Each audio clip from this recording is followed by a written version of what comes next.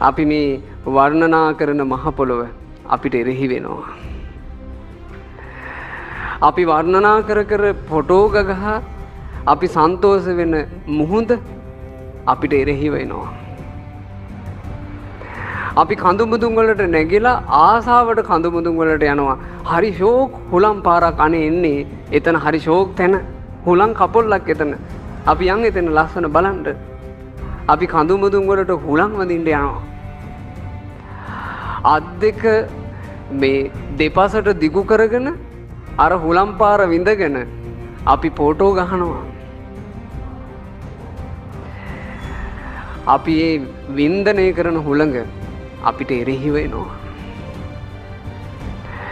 ලස්සන ගංගා ළඟට ගිහින් වැව් ළඟට ගිහින් අපි ඔයගේ ගිලී ගිලී නානවා ෆොටෝ ගහනවා. ඔය දිය කඳ අපිට එරෙහිව නැගියනවා.